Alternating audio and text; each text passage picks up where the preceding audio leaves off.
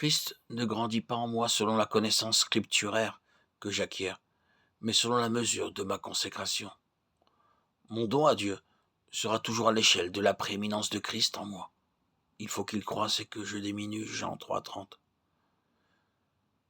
L'illumination est une expérience dans la vie du chrétien. Elle consiste à recevoir la lumière de Dieu. C'est ce qu'on appelle la vision spirituelle. La révélation est ce que Dieu nous donne. Elle est un don objectif, tandis que la lumière est ce que Dieu nous fait voir dans la révélation. Elle est intérieure. La vision est ce que nous voyons lorsque la lumière de Dieu brille sur nous. Elle comporte la lumière et la révélation. Dans notre expérience, l'illumination vient d'abord, puis ensuite la foi.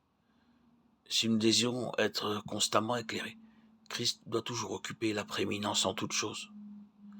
Si ton œil est simple, tout ton corps sera éclairé. Matthieu 6, 22. Nous sommes incapables de comprendre, non parce que les choses sont incompréhensibles, mais parce que nos yeux ne sont pas simples. Heureux ceux qui ont le cœur pur, comme ils verront Dieu, car ils verront Dieu.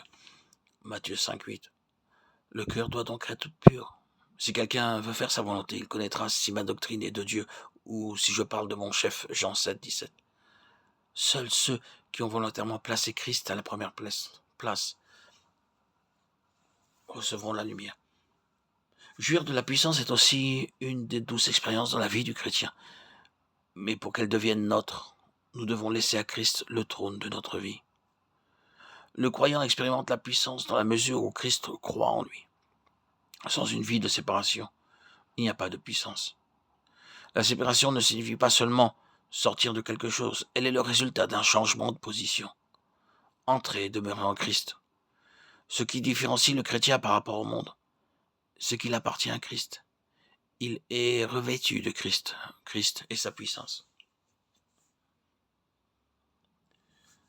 Les pertes matérielles font partie des expériences amères des chrétiens. De manière générale, les croyants semblent avoir des difficultés financières. Dieu désire par ce moyen, d'une part, leur montrer leur inaptitude à poursuivre d'anciennes occupations devenues maintenant inutiles. D'autre part, pour des raisons spirituelles, Dieu désire les éduquer, plus particulièrement à ce sujet. Dieu révèle parfois nos richesses pour nous inciter à rechercher Christ afin qu'il ait la prééminence dans nos vies. Selon les Écritures, il n'est pas impossible pour les riches d'entrer dans le royaume de Dieu, mais seulement difficile.